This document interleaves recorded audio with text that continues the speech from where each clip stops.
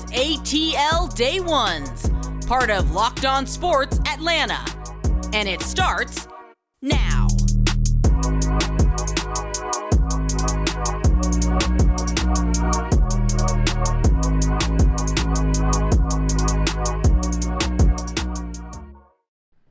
Welcome into ATL Day Ones with Jarvis and Tenitra. And I wanted to say thank you for making ATL Day Ones your first listen today. Remember, we are free and available wherever you download your podcast. And wherever you download your podcast, make sure you leave us a 5-star review. We thank you in advance. T, we are free and available on Roku and Amazon Fire. So, hey, if you don't have your phone available and you want to watch us on TV, you want to get that big TV experience for ATL Day Ones, go ahead and download us there as well. We have a whole app waiting just for you. T, today is a great day. It is a good day because Georgia has been all on my mind over the weekend. The Braves sweep the Mets, T. The Falcons get the dub against the Cleveland Browns. And last but not least, and for the culture, is Brent Key the guy? We'll discuss all of that. But first, we got to talk about the Braves completing the sweep yesterday, 5-3 against the Mets at Truist Park. And I think the first thing that really stood out to me in this series is the fact that Kenley Jansen came in and closed down each and every game. Oh, my goodness. And when you think about the performance by Dansby Swanson, you got two guys that you've been looking at all throughout the year to make big plays for you, and they came up huge against the Metting Mets. Yes, and I was just going to say that. Let's not forget who really came up with the Mets. Yes, no doubt.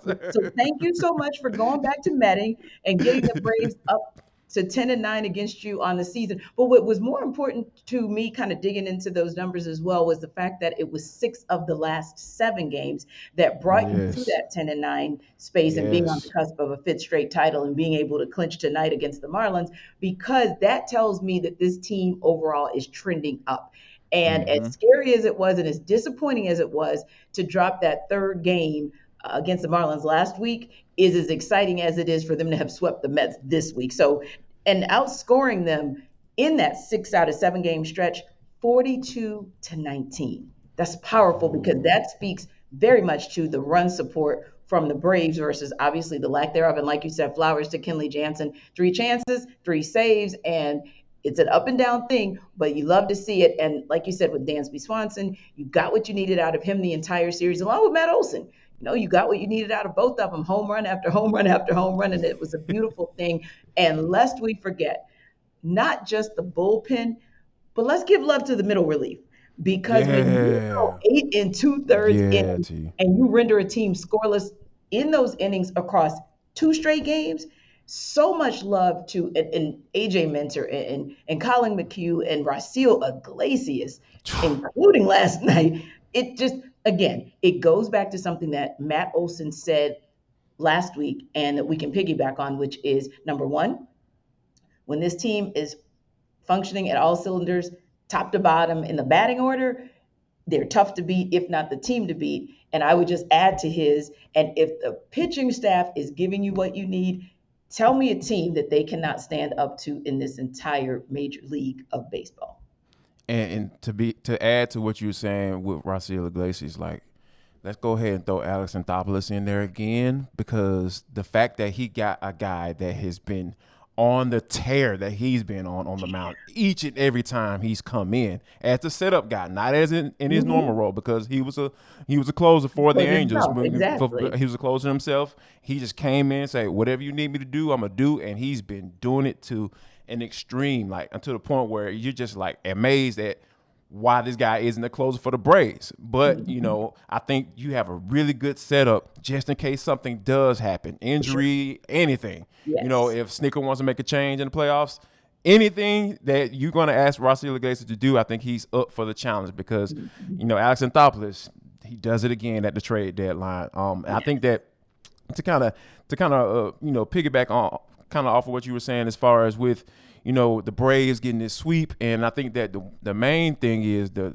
great thing about this is that the Braves don't have to worry about looking at the scoreboard and anything that the magic number is 1. So any combination of a Braves win or a Mets loss, the NL East division is the city's, and in Atlanta for the fifth consecutive time for Major League Baseball. So I think that the Braves are definitely in a good spot right now. Now, T. Before we wrap the Braves talk up, I just wanted to say as well, but I like the focus. I like the intensity, because Dansby Swanson, for all that he did in that series, in that post-game press conference or in the locker room, he literally seemed annoyed. A lot of the media members who were there kind of took note, like, wow, because in his mind, he basically said the Braves haven't accomplished anything. The Braves' job isn't done yet. That is the exact attitude that you need going into this Marlins series. Go on and shut them down. And that's the exact attitude that you need for one of your young up-and-coming leaders on this team heading into the postseason. Yeah, so, hey, Alex, I need you to go ahead and work on that contract, sir. Get that situation taken care of right now. Not right now, right now. And last, I got to mention this guy, Matt Olson, hitting 3 consecutive homers. Yes. Almost taking me back to 1999 what Chipper Jones did. Went off on the Mets. Absolutely love the fact that Matt Olson is starting to heat up. And when you think about that lineup with that guy getting going, that can be scary. And Spencer Strider gonna get a couple extra days to rest. So yeah, everything going well for the Atlanta Braves. Now, a team that things didn't go too well for probably about 3.5 or 3 3/4 quarters. The Georgia Bulldogs, they did win against the Missouri Tigers, but T, how ugly was that game for you? Sitting there watching, I'm just like, oh my God, what is going on with this squad? Oh, I had to turn away. That was one of those where I literally had to turn away. And it was just crazy because you think about it, and great that they were able to pull that out and even got more first place votes in the AP poll, although Alabama is number 1 again. But it was very interesting because you could go in a couple different directions. So I'm going to go in one direction that may seem a little bit obvious, but maybe I'll go positive on it. And that is, obviously we saw the lack of depth in the interior D-line. And that's for a couple of reasons, because of course you lost 15 players total. And so defense overall has taken a hit, because that means your bench depth is just not there, right? And then you've got a few folks that have gone on through the transfer, because at the time they didn't have an opportunity to start at UGA. So they thought, hey, we'll move on. Also, youth. There's a lot of youth on the defensive side of the ball. But I will say this, as ugly as that loss was, they're still 5-0. They're still 5-0. A banged up Jalen Carter, you're still 5-0. So that's one of the things where at least you know that you have opportunities, as ugly as it was, to gut out a win. And now, to me, it becomes, okay, if Jalen Carter is not the Jalen Carter that we know he can be, or we have some issues up front across that entire interior line, what is it that we have to do? But again, I'll just spin it a little bit positive to say, well, at least you still got a dub out of it.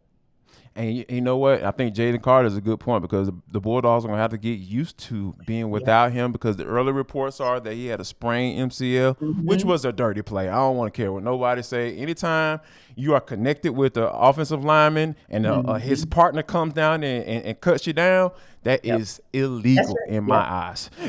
Coming from a former defensive lineman, T, I absolutely used to be in fight mode if they even looked like they were trying to do that to me back in the day. So, which when it was actually illegal. So, get that out of the game, and there's no reason for him to be potentially being out 2 to 4 weeks because of something that you weren't supposed to be doing in the first place. And I'll add this too, T. This was something that I know one thing that also stood out to me in this particular game is the interior offensive line. Even going back to Kent State, right? I said they were making Kent State look like, I was like, is Kent State that good, or the Bulldogs not that good? That O-line, not I'm just like, Kent State got some. They look like they had some decent guys, but they weren't supposed to be winning like they were against the Georgia Bulldogs, and that came to fruition as well this week, because they just weren't able to get that run game going. That's something that they're going to have to get figured out. I talked about Dejon Edwards being the guy coming in, and then with Milton, getting the fumble, one of the Eminem boys, fumbling during the game. And I think that's something that, we have to, I'm speaking French for some reason. I don't know why. The Georgia Bulldogs, Kirby Smart, are going to have to get that figured out as they go along because, to be honest with you, and I fall back to kind of where you are, like they are good enough to beat these teams. And at the end of the day, you get the dub, but like you definitely see some of the Band-Aids being pulled off early on that we didn't expect. We didn't expect for the Georgia Bulldogs. Now, as we, come up against, the Georgia Bulldogs going through their schedule, the Falcons, they closed that bad boy out against the Cleveland Browns, and we're going to talk about that. But before we do that, we have to talk about BetOnline.net. It is where the game starts. When you think about, the fastest, easiest way to check in all your betting needs, find all your favorite sports and events at the #1 online source for odds, lines, and games. And if you're trying to figure out whether or not the Falcons are going to cover against the Tampa Bay Buccaneers on the road, or you're trying to figure out whether you should bet the over or under, because Tampa Bay's offense, they still put up some points, but they didn't put up enough points against the Kansas City Chiefs last night. So if you're trying to get more information, make sure you go to the top online source for all your sports wagering information. You can even do live in-game betting, scores, and they even have podcasts. You listen to us for information to figure out what's going on with Atlanta sports teams. For all your betting sports information, go to betonline.net, because that's where you need to head to on your mobile device, or learn about the action happening today. BetOnline is where the game. Welcome back to ATL Day Ones. I am Tenitra, that is Jarvis, and you guys are a big reason why Locked On Sports Atlanta is over 4,000 subscribers on YouTube, so keep it coming. And listen, this is one of those great days in the history of Atlanta sports, because you literally have the opportunity to give us comments about the Braves sweeping the Mets, about the Falcons doing what they did, and even if you want to weigh in on UGA or Georgia Tech, which we'll talk about for the culture. But right now, listen, guys, I have to tell you something about your defense. They never scared. It's now been 2 weeks in a row that the defense has been asked to close a game out, and they have stepped up to the plate.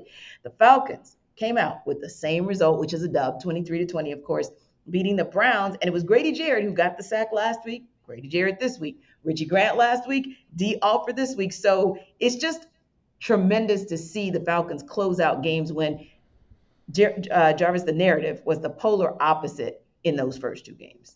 Yeah, and the thing that I like to see, because when you start to figure out that you like a guy, right? Because, you never know when Arthur Blank decided to make the hire for Terry Fontenot and Arthur Smith, there was always going to be questions, right? Because, Yes. It's another first-time hire for Arthur Smith. Terry Fontenot getting his first opportunity to be a general manager in the NFL. And you start to think about all those things, and those are factors, right? As they get close to the season, then they start playing games. Then you get the first year out the way last year. Like, okay, they won close games last year. That's something that was different from Dan Quinn. Okay, cool. They checked the box on that one. Then you come into the second year of the season. Dean Pease coming into the season.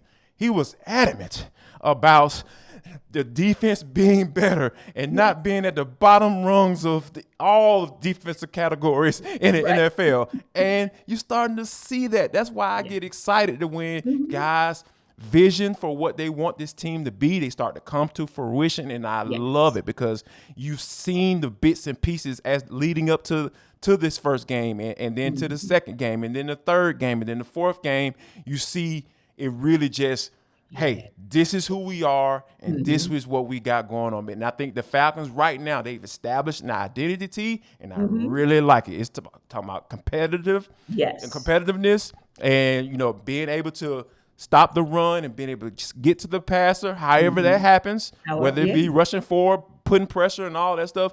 It just makes me happy to see these guys, Dean Pease and Arthur Smith, talk about something, and then they're putting in the work, and then it's starting to come to fruition on each and every Sunday.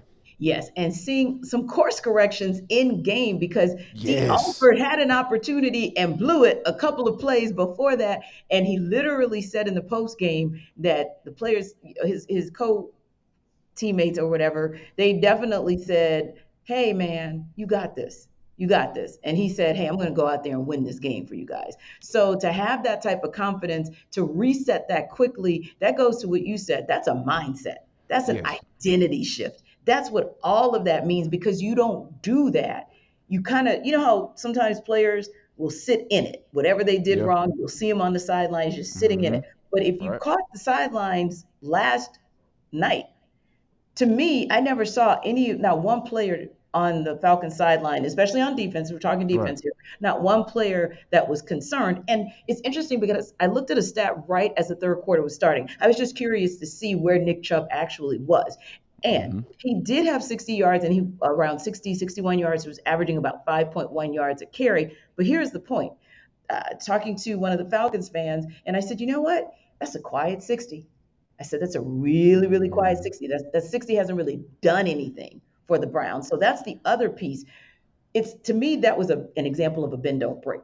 Right. Because yeah, Yeah. he got his, but it really didn't matter when it counted, because there were a couple of runs late in the game where the Falcons were able to stop Nick Chubb.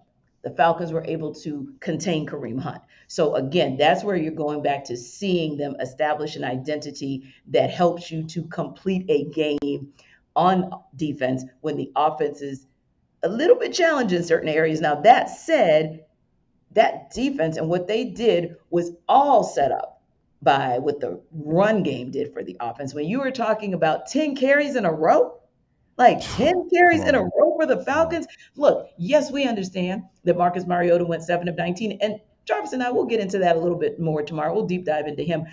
But I don't want to take away, Jarvis, from what the run game was able to do. And let's be honest, a lot of people wondered, will we or won't we see CP, right? We Yeah. saw CP when we needed to, netted you about 4 yards a carry. And then, to me, Jarvis, the most exciting thing and the most impressive thing was that your O line gave it to you in the trenches when you needed it. And then when they were springing guys, Caleb Huntley, Tyler, he of the elevation from the practice squad that Friday, Right. Caleb Exactly. Huntley, Yeah. Tyler Algier, and Avery Williams said, you know what? You give us a block, you give us an opening, we're going to get to that second level, that third level, and we're just going to go like a cloud of dust. You gotta love what the run game did, and that it was powered by pretty impressive performance from the O line. Yeah, and you talk about the O line. I think that was the drive. That was the drive for me in that Yeah. entire game, because when you think about, you talked about making those adjustments. Arthur Smith saying, you know what, that dude, like I said, we'll talk about him tomorrow. That dude ain't gonna win this game. That ain't it. That ain't it right now in this moment. That ain't it. We're gonna have to do what got us here and what got them to that point in that game to be able to have an opportunity to take the lead or tie. You know what I'm saying? And have an opportunity to win the game in the fourth quarter was the run game. And that's what he went back to. And he said, you know what? I don't care that everybody in the stadium knows we're running the football. Right. That includes the Cleveland Browns defensive coordinator, Kevin Yep. Stefanski. I'm sure he was in his ear. The defense coordinator was like, man, do something about this. But they just kept doing it. And you have to give the credit to the offensive line as well. I know a lot of people are showing Caleb Hunter love on social media. I get it. It's cool. It's a great story. But, man, we talk about that offensive line, being able to say, you know what, we don't care that it's the same play or it's the same play flipped to the other side. Right. We're going to block this bad boy up. And that is a statement to me, because, like I said, when everyone in the stadium knowing you're going to run the football, Right. that says something that you can have success, T, and that's hard to take away as you go along in the season.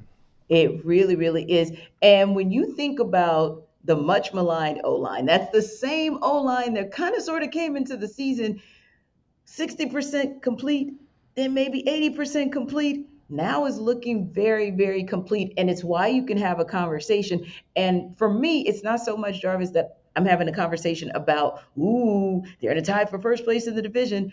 Slow your roll there Yeah, now. we Because the ain't getting Bucks, there yet. they're Yeah. still good. They're just banged up. Let's just be honest about that Right. thing.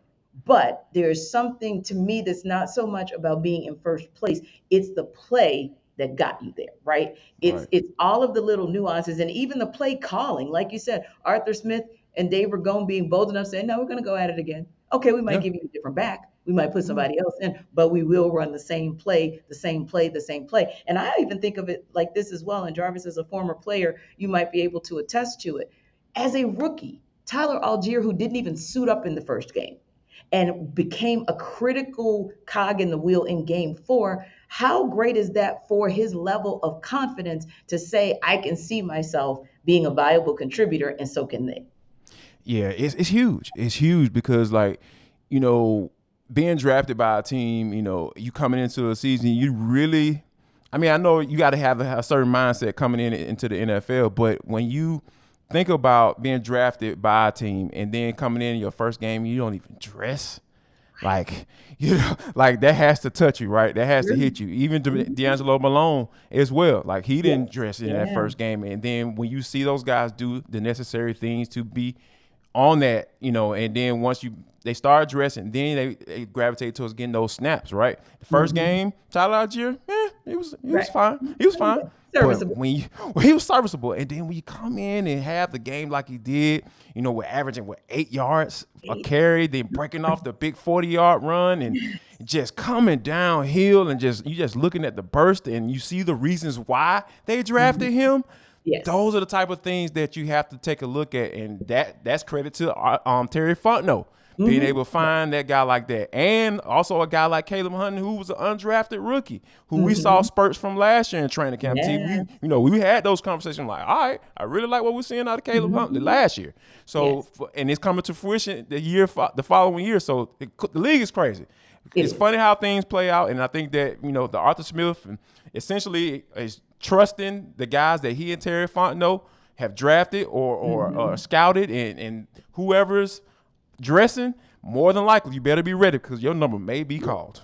Indeed, and he reiterated that in that post-game press conference, like, you just better be ready. And to me, it was like, I was thinking about you because I know that one of the songs that you love to sing is "We Ready," and I was like, that they really brought that song to fruition. Yes. Almost down that entire 53-man roster. And this is what I want to say before we wrap up. We're not people who are like super fans that we can't, you know, step out of our fandom or what have you to see that the glass is not quite full.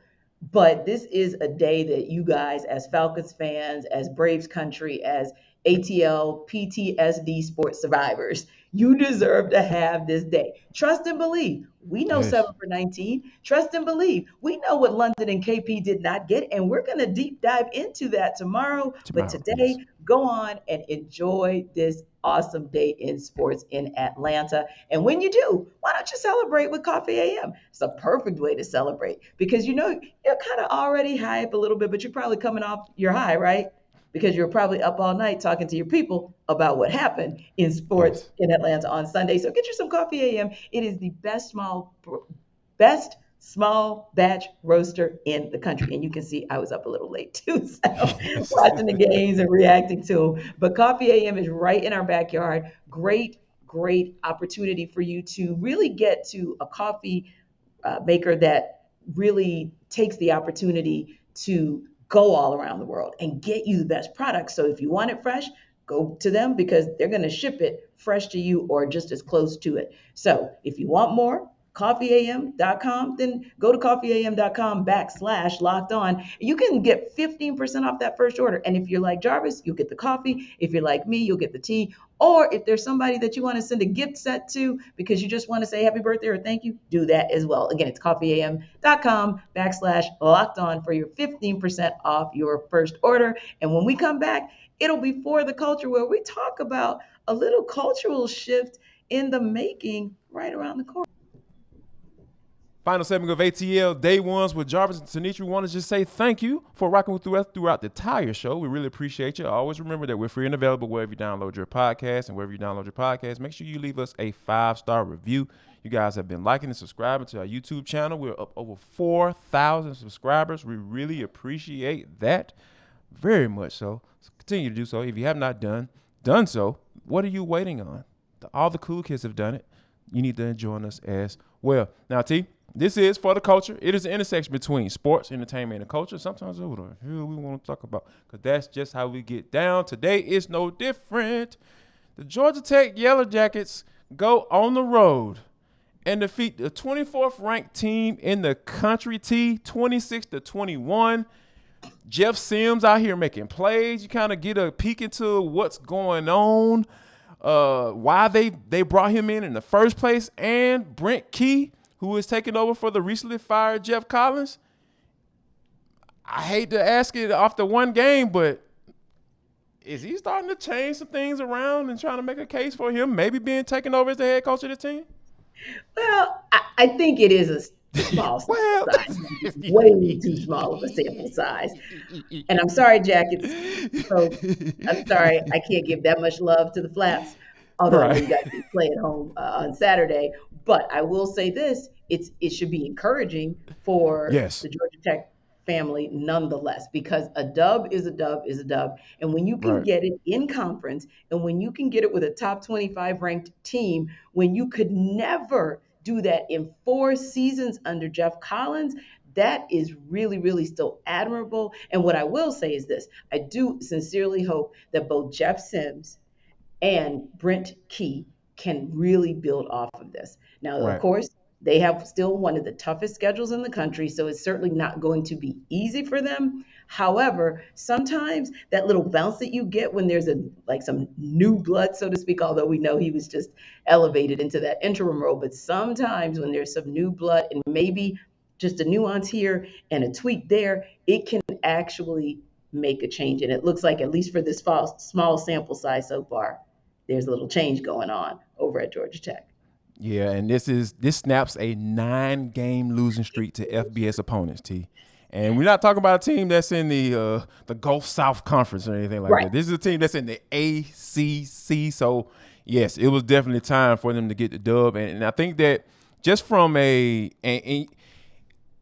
think Saturday also kind of gave me a peek into, like, all right, Georgia Tech might not be that far off from a talent standpoint, right? Maybe it is just a change of the mindset, because when you have, like you said, when you have that new blood come in, obviously the message is going to be different, because Brent Key, Georgia Tech alum, so he obviously has some initiatives, or some feelings about this program and about what's going on. So for him to be able to gather the troops and rally those guys and get those guys up for that game and go ahead and get that dub, I think is huge. I think it says a lot about Brent Key.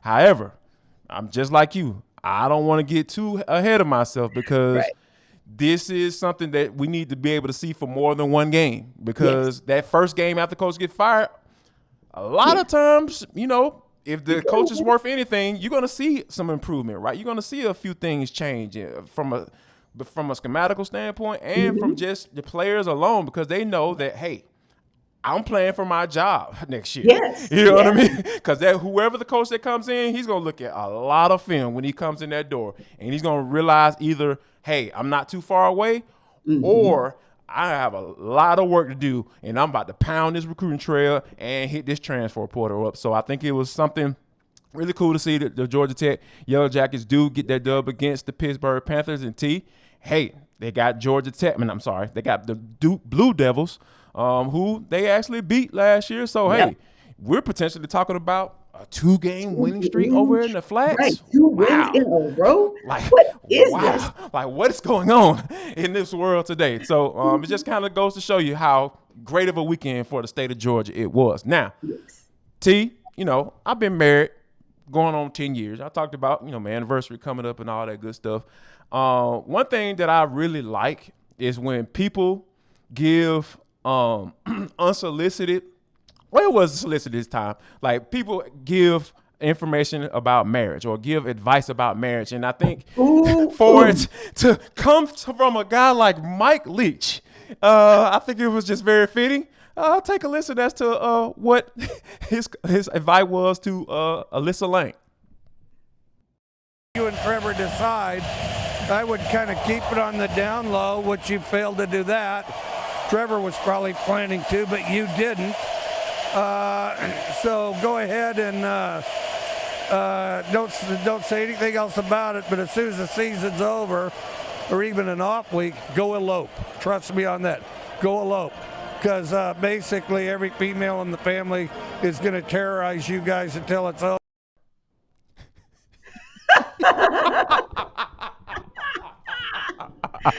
I'm not sure where to start. Yeah, right. There's so many layers in that bad boy. So It was many just layers. like Like we don't have enough time in no, we FTC don't. to get to what Mike Leach was saying. But the funny part is the reason that we came back with this reaction of laughter is because he was getting, first of all, he threw shade at Yeah. Alyssa Oh, Lang. no Let's just doubt. start right Yes. there, just Yes. because, Yep. yeah, he Start threw there. shade at her for, sharing her joy. And I'm like, who are you to tell her how to share her Who joy? you, If that's what player? she wants to do, go ahead. That's the first part. The Right. second part is, okay, wedding tips. Like you're telling her, hey, you don't want to do that because now, why don't you just elope? Because you don't want to get the family involved and the women in the family involved. And I was like, I'm sorry. Are we just trying to say like there are only bridezillas and bridezilla Macho Camacho bridesmaids? around this thing? What's going on here, brother? What in the arcane nature are we listening to here?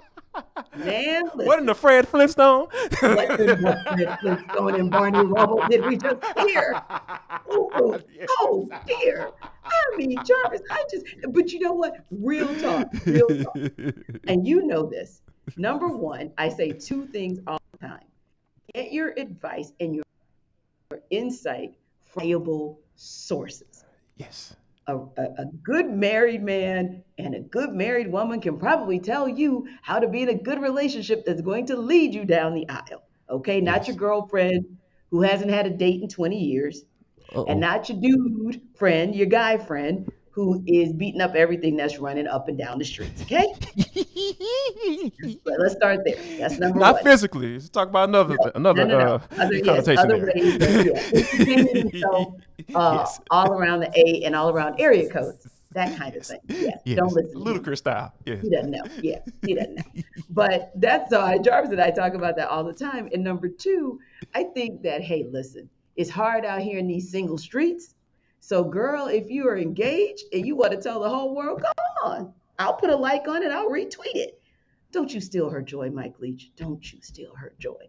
Anyway, when we come back tomorrow, hopefully the Marlins will not steal the Braves' joy. They cannot hopefully Get break the your soul. division, y'all. Let's go. Shoot. Let's Don't even just wait. get it Ain't no way. Yeah. done. Just get it over with. And listen, what Bryce Elder did in that last start, I am confident that he could do that thing one more time as he gets to start tonight in the first game of a 3-game series. So let's talk about it tomorrow. Let's talk about another W. Let's talk about Falcons. We're going to break down and get a little bit more into the nuts and bolts of what was going on offense with the team tomorrow. And of course, any and everything else that happens on this sports scene in Atlanta, we are going to talk about it. And if you want to get a run back, get a playback, or run anything back on the Locked On Sports Atlanta network, why don't you do it on your big screen? You can do that because now we're on Roku and we're on Amazon Fire. So that is where you should be checking us out these days. We think it's going to be a good look for you. So beautiful day. If you're a person like me who loves this kind of weather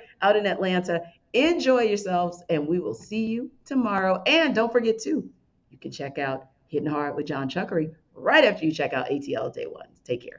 Y'all come back now, you hear?